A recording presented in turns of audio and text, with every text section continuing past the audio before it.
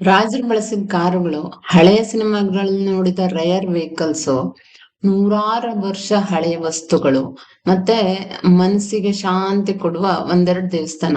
ಇದೆಲ್ಲ ನೋಡ್ಕೊಂಡ್ ಬರೋಣ ಇವತ್ತಿನ ವಿಡಿಯೋದಲ್ಲಿ. ಹಾಯ್, ಹಲೋ, ನಮಸ್ಕಾರ, welcome to chits and bits.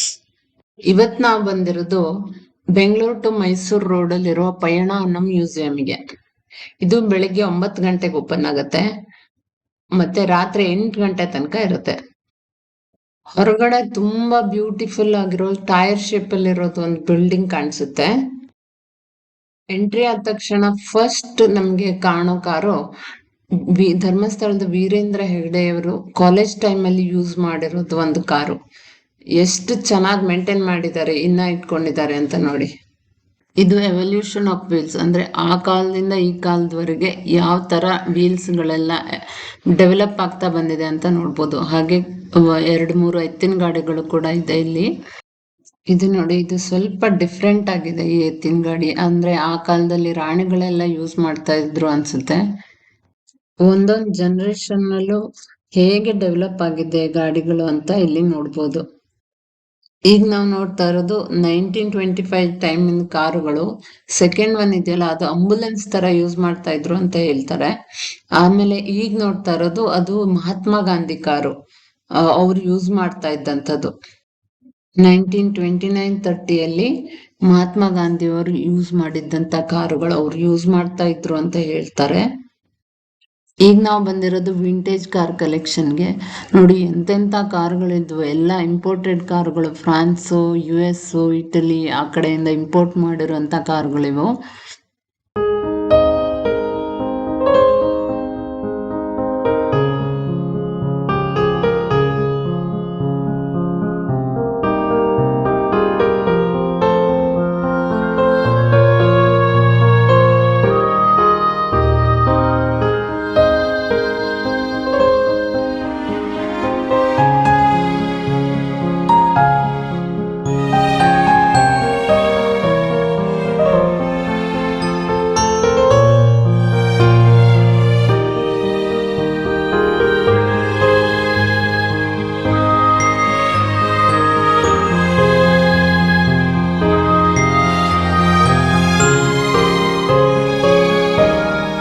ಮತ್ತೆ ಇಲ್ಲಿರುವ ಇನ್ನೊಂದು ಬ್ಯೂಟಿಫುಲ್ ಕಾರ್ ಇದು 1962 ಇಂಗ್ಲೆಂಡ್ ಅಲ್ಲಿ ತಯಾರಿಸಿದ ಕಾರು, ಸ್ಟ್ಯಾಂಡರ್ಡ್ ಹೆರಾಲ್ಡ್ ಕಾರು.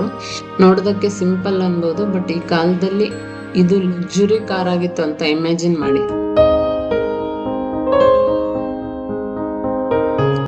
ಇಲ್ಲಿ ಒಂದು ಹಳೆ ಪಲ್ಲಕ್ಕಿ ಕೂಡ ಸಿಗುತ್ತೆ ನಮ್ಗೆ ನೋಡಕ್ಕೆ. ಇದು 1949 ಬಿಲ್ಡ್ ಮಾಡಿರುವಂತ ಕಾರು, ಮೈಸೂರು ಮಹಾರಾಜರು ಯೂಸ್ ಮಾಡಿರುವಂತದ್ದು.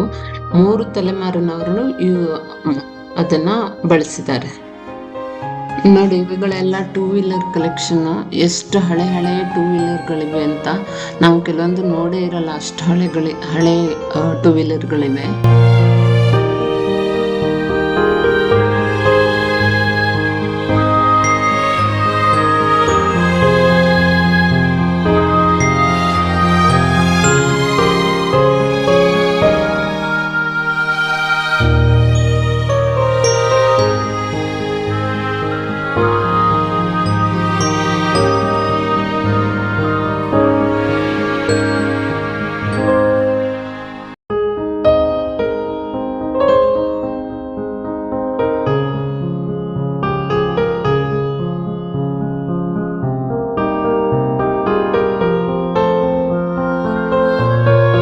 ನೋಡಿ, ಇವುಗಳೆಲ್ಲ ವಿಂಟೇಜ್ ಕಾರ್ ಕಲೆಕ್ಷನ್. ಏನ್ ಒಳ್ಳೊಳ್ಳೆ ಕಾರ್ಗಳಿವೆ ಅಂತ.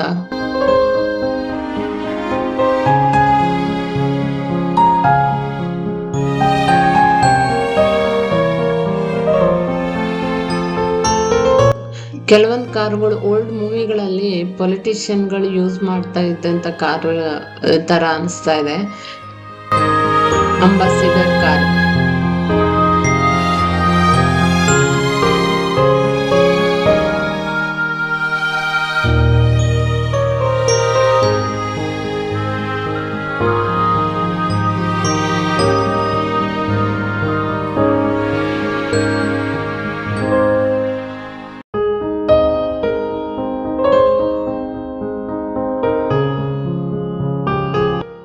ನೋಡಿ ಈ car blue and white shade ಅಲ್ಲಿ ಎಷ್ಟು ಚೆನ್ನಾಗಿದೆ ಅಲ್ವಾ, ನೋಡೋಕೆ ಎಷ್ಟು ಖುಷಿ ಆಗುತ್ತೆ.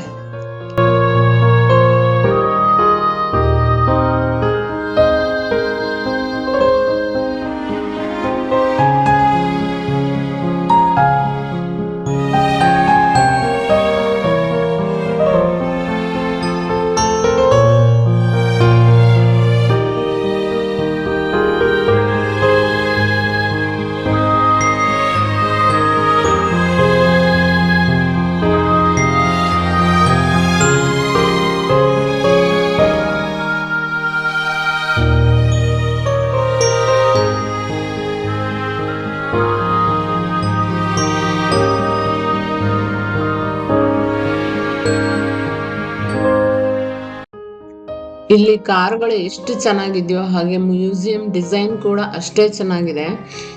ಇಲ್ಲಿ ಸರ್ಕ್ಯುಲರ್ ಶೇಪ್ ನಲ್ಲಿ ಕೆಳಗಡೆ ಹೋಗೋ ರೀತಿ ಮಾಡಿದ್ದಾರೆ. ಅದರ ಬೆಸ್ಟ್ ಪಾರ್ಟ್ ಏನಂದ್ರೆ ಡಿಸೇಬಲ್ ಪರ್ಸನ್ ಕೂಡ ತುಂಬಾ ಈಸಿಲಿ ಕಂಪ್ಲೀಟ್ ಮ್ಯೂಸಿಯಂ ನೋಡ್ಬೋದು. ಇದು ಹಾನೆಸ್ಟ್ಲಿ ನನಗೆ ತುಂಬಾ ಇಂಪ್ರೆಸಿವ್ ಅನ್ಸಿತ್ತು. ನಮಗೆ ಕೆಳಗಡೆ ಬಂದ ತಕ್ಷಣ ನಮ್ಗೆ ಫಸ್ಟ್ ಕಾಣಿಸೋದು ಈ ಲಾರಿ ಎಷ್ಟು ದೊಡ್ಡದಾಗಿದೆ ಅಂತ ನೋಡಿ.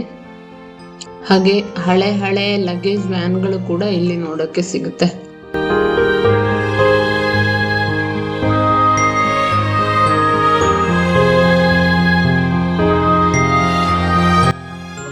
ನೋಡಿ ಇದು ಹಳೆ ಜೀಪ್ ತರ ಕಾಣಿಸ್ತಾ ಇದೆ. ಇದರಲ್ಲಿ 2 ಫ್ಯೂಯಲ್ ಟ್ಯಾಂಕ್ ಇದೆ ಮತ್ತೆ ಕೂಲಿಂಗ್ ಫ್ಯಾನ್ ಕೂಡ ಇದೆ.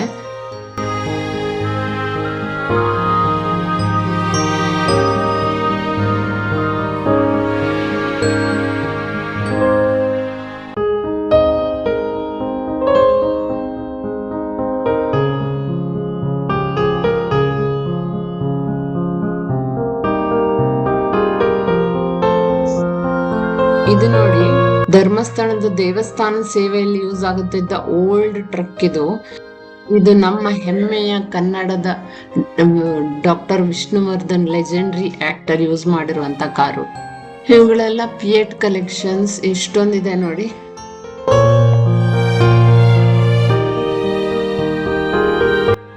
ನೋಡಿ ಇದು ಡಿಫ್ರೆಂಟ್ ಆಗಿದೆ, ವುಡನ್ ಬಾಡಿ ತರ ಇದೆ, ಹಾಗೆ ಜೀಪ್ ತರ ಕಾಣಿಸುತ್ತೆ. ಇದ್ರ ಬಗ್ಗೆ ಡೀಟೇಲ್ಸ್ ಅಷ್ಟೇನು ಇರಲಿಲ್ಲ ಅಲ್ಲಿ.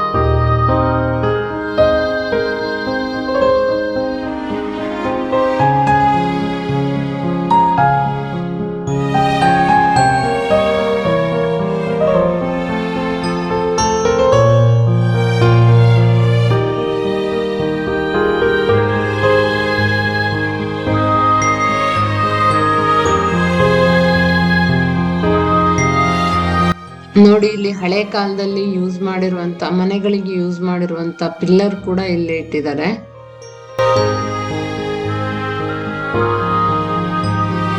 ಇದು ಬಂದ್ಬಿಟ್ಟು ಮರ್ಸಿಡೀಸ್ ಬೆಂಜ್ ಆಗಿನ ಕಾಲದ್ದು ಹೇಗಿತ್ತು ನೋಡಿ.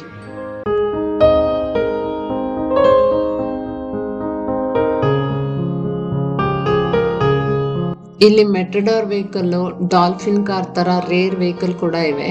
ಈಗ ರಸ್ತೆಯಲ್ಲಿ ಆಲ್ಮೋಸ್ಟ್ ಕಾಣಿಸೋದೇ ಇಲ್ಲ, ಅದರಿಂದ ಇದನ್ನು ನೋಡೋದೇ ಡಿಫ್ರೆಂಟ್ ಎಕ್ಸ್ಪೀರಿಯನ್ಸ್.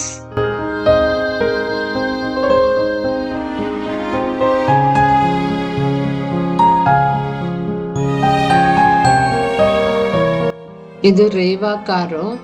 ಹಾಗೆ ಇಲ್ಲಿ ಒಂದು JCB ಕೂಡ ಇದೆ ಆಗಿನ ಕಾಲದ್ದು.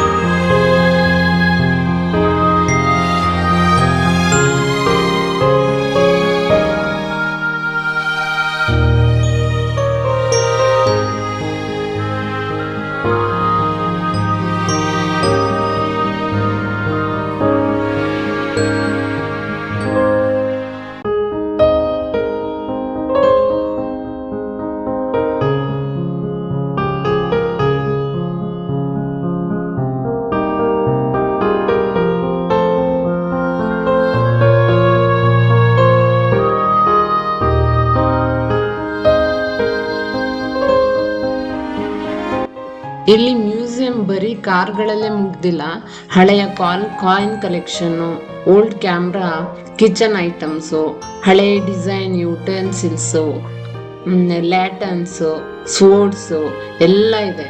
ನಮ್ಮ ಅಜ್ಜಿ ಕಾಲದಲ್ಲಿ ಯೂಸ್ ಮಾಡ್ತಿದ್ದ ತುಂಬಾ ವಸ್ತುಗಳನ್ನ ಇಲ್ಲಿ ನೋಡ್ಬೋದು. ನಿಜ ಹೇಳ್ಬೇಕಂದ್ರೆ ಇದನ್ನ ನೋಡಿದ್ರೆ ನಮ್ಮ ಚೈಲ್ಡ್ಹುಡ್ ಸ್ಟೋರೀಸ್ ನೆನಪಾಗುತ್ತೆ.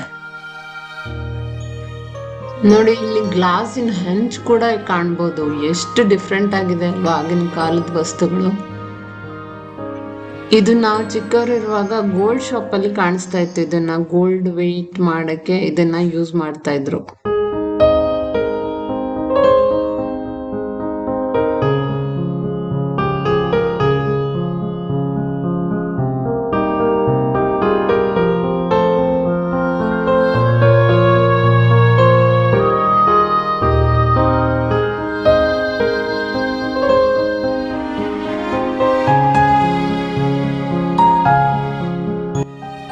ನೋಡಿ, ಇದು ಕ್ಯಾಮ್ರಾ ಎಷ್ಟು ದೊಡ್ಡದಾಗಿತ್ತು ಅಂತ ನೋಡಿ.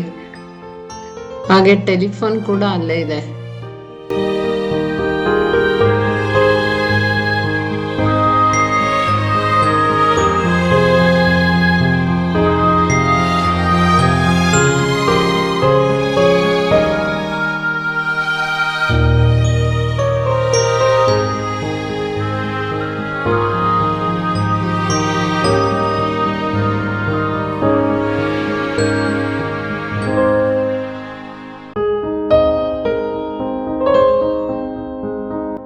ನೋಡಿ, ಇವೆಲ್ಲ ಲ್ಯಾಟನ್ ಕಲೆಕ್ಷನ್. ಎಷ್ಟು ಡಿಫ್ರೆಂಟ್ ವೆರೈಟೀಸ್ ಆಫ್ ಲ್ಯಾಟನ್ಸ್ ಇದೆ ಅಂತ ನೋಡಿ. ಈ ಮ್ಯೂಸಿಯಂಗೆ ಎಂಟ್ರಿ ಟಿಕೆಟ್ ಬಂದು 50 ರುಪೀಸು, ಮತ್ತೆ ಲೆಸ್ ದೆನ್ 12 ಇಯರ್ ಮಕ್ಕಳಿಗೆ ಫ್ರೀ ಆಗಿರುತ್ತೆ. ಮತ್ತೆ ಇಲ್ಲಿ ಊಟ ತಿಂಡಿ ವ್ಯವಸ್ಥೆನೂ ಇದೆ, ಸಪ್ರೇಟ್ ಆಗಿ ಕ್ಯಾಂಟೀನ್ ವ್ಯವಸ್ಥೆ ಇದೆ. ಹಾಗೇನೆ ಪಾರ್ಕಿಂಗ್ ವ್ಯವಸ್ಥೆ ಕೂಡ ಅಷ್ಟೇ ಚೆನ್ನಾಗಿದೆ. ಸೊ ಓವರ್ ಆಲ್ ಹೇಳ್ಬೇಕಂದ್ರೆ ತುಂಬಾ ಚೆನ್ನಾಗಿದೆ.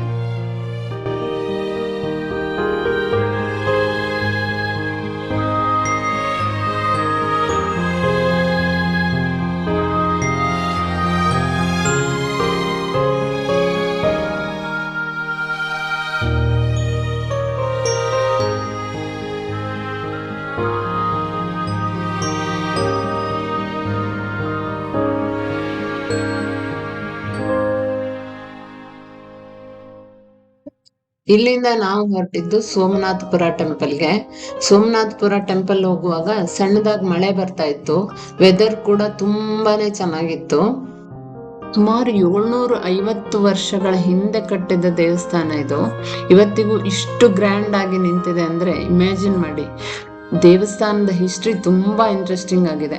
ಬಹಳ ವರ್ಷಗಳ ಹಿಂದೆ, ಅಂದ್ರೆ ಹೊಯ್ಸಳರ ಕಾಲದಲ್ಲಿ ನರಸಿಂಹನ 3ನೇ ರಾಜನ ಆಳ್ವಿಕೆ ನಡೆಯುತ್ತಿದ್ದ ಸಮಯ. ಆಗ ಅವರ ಸೇನಾಧಿಪತಿ ಆಗಿದ್ದವರು ಸೋಮನಾಥ ಅನ್ನೋ ದಂಡನಾಯಕ. ಅವರು ಈ ಜಾಗದಲ್ಲಿ ಒಂದು ದೊಡ್ಡ ವಿಷ್ಣು ದೇವಸ್ಥಾನ ಕಟ್ಟಿಸ್ಬೇಕು ಅಂತ ಡಿಸೈಡ್ ಮಾಡ್ತಾರೆ. ಅದೇ ಇಂದು ನಾವು ನೋಡ್ತಿರೋ ಸೋಮನಾಥಪುರ ದೇವಸ್ಥಾನ. ಅವರ ಹೆಸರೇ ಮುಂದೆ ಈ ಊರಿಗೆ ಹೆಸರುವಾಯ್ತು. ಅದಕ್ಕೆ ಈ ಜಾಗವನ್ನು ಇವತ್ತು ಸೋಮನಾಥಪುರ ಅಂತ ಕರೀತಾರೆ. ಆದ್ರೆ ಹಾನೆಸ್ಟ್ಲಿ ಹಿಸ್ಟ್ರಿ ಕೇಳೋದಕ್ಕಿಂತ ಅದನ್ನ ಲೈವ್ ಆಗಿ ನೋಡೋದು ಬೇರೆದೇ ಎಕ್ಸ್ಪೀರಿಯನ್ಸ್. ಒಮ್ಮೆ ವಾಲ್ಸ್ ಕಡೆ ನೋಡಿ, ಒಂದೇ ಒಂದು ಇಂಚ್ ಕೂಡ ಖಾಲಿ ಬಿಟ್ಟಿಲ್ಲ. ಈ ತರ ಕಾರ್ವಿಂಗ್ ಮಾಡಿದ್ದಾರೆ. ಆ ಕಾಲದಲ್ಲಿ ಮಷಿನ್ ಇಲ್ಲ, ಡ್ರಿಲ್ಲಿಂಗ್ ಇಲ್ಲ, ಮಾಡರ್ನ್ ಟೂಲ್ಸ್ ಇಲ್ಲ. ಆದ್ರೂ ಇಷ್ಟು ಪರ್ಫೆಕ್ಷನ್ ನಿಜವಾಗಿಯೂ ಅನ್ಬಿಲಿವೇಬಲ್. ಇಲ್ಲಿ ಇನ್ನೊಂದು ಇಂಟ್ರೆಸ್ಟಿಂಗ್ ಥಿಂಗ್ ಏನಂದ್ರೆ, ಟೆಂಪಲ್ ವಾಲ್ ಮೇಲೆ ಸಿಂಪಲ್ ಡಿಸೈನ್ ಮಾತ್ರ ಅಲ್ಲ, ರಾಮಾಯಣ, ಮಹಾಭಾರತ, ಭಗವದ್ಗೀತೆ, ದೇವರುಗಳು, ಮತ್ತೆ ಯುದ್ಧದ ಸೀನ್ಸು, ಎನಿಮಲ್ಸು, ಡಾನ್ಸರ್ಸು, ಇಷ್ಟು ಸ್ಟೋರಿಗಳು ಕಲ್ಲಿನ ಮೇಲೆ ಕೆತ್ತಿದ್ದಾರೆ.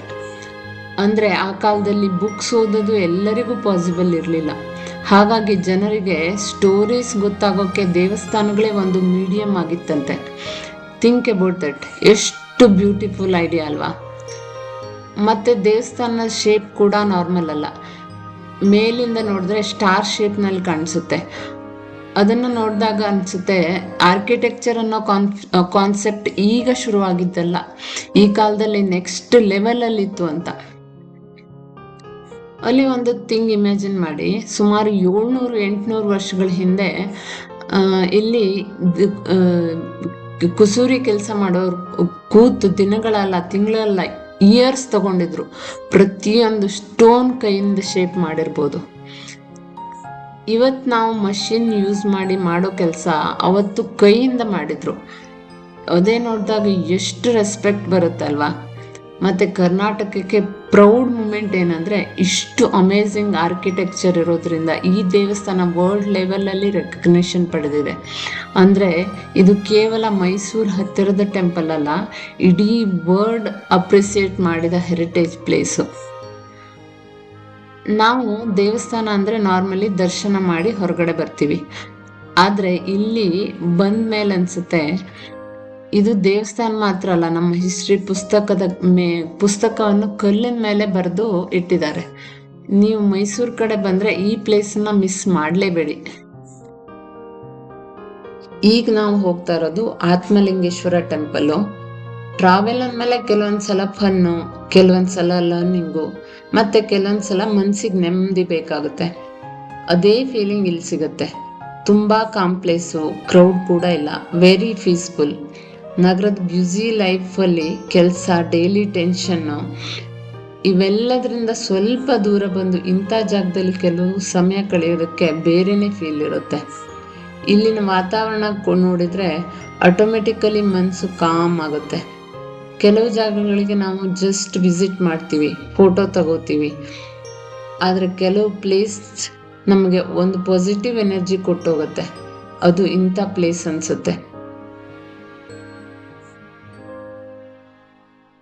ಒಂದು ಫುಲ್ ಡೇ ಟ್ರಿಪ್ ಆದಮೇಲೆ ಹಿಸ್ಟ್ರಿ ನೋಡಿದ್ವಿ, ಬ್ಯೂಟಿಫುಲ್ ಆರ್ಕಿಟೆಕ್ಚರ್ ನೋಡಿದ್ವಿ. ಈಗ ಈ ದೇವಸ್ಥಾನಕ್ಕೆ ಬಂದಮೇಲೆ ಈ ಹೋಲ್ ಜರ್ನಿ ಕಂಪ್ಲೀಟ್ ಆದ ಫೀಲಿಂಗ್ ಬಂತು. ಹಾನೆಸ್ಟ್ಲಿ ಹೇಳ್ಬೇಕಂದ್ರೆ ಆ ಮಳೆಗೆ, ಆ ಬ್ಯೂಟಿಫುಲ್ ವೆದರ್ಗೆ, ಇವತ್ತಿನ ಟ್ರಿಪ್ನಲ್ಲಿ ಪ್ರತಿಯೊಂದು ಪ್ಲೇಸು ಒಂದೊಂದು ಡಿಫ್ರೆಂಟ್ ಎಕ್ಸ್ಪೀರಿಯನ್ಸ್ ಕೊಡ್ತು.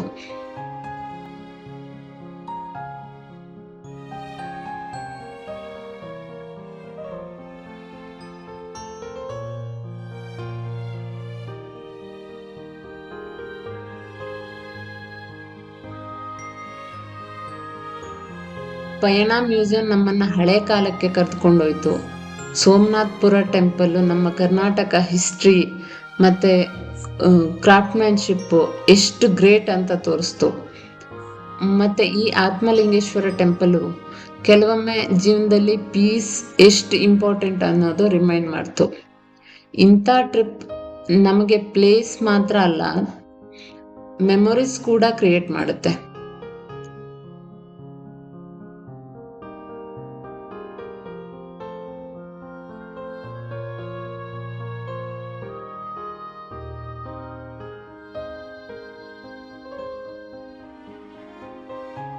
ಇವತ್ತಿನ ಜರ್ನಿ ನಿಮಗೂ ಇಷ್ಟ ಆಗಿರುತ್ತೆ ಅಂತ ಅಂದ್ಕೊಳ್ತೀನಿ. ವಿಡಿಯೋ ಇಷ್ಟ ಆಯಿತು ಅಂದರೆ ಲೈಕ್ ಮಾಡಿ, ಶೇರ್ ಮಾಡಿ, ಮತ್ತು ಚಿಟ್ಸ್ ಆ್ಯಂಡ್ ಬಿಟ್ಸ್ ಚಾನೆಲ್ಗೆ ಸಬ್ಸ್ಕ್ರೈಬ್ ಮಾಡೋದನ್ನು ಮರಿಬೇಡಿ. ಮತ್ತೆ ಇನ್ನೊಂದು ಹೊಸ ಜರ್ನಿಯಲ್ಲಿ ಸಿಗೋಣ. ಬಾಯ್ ಬಾಯ್.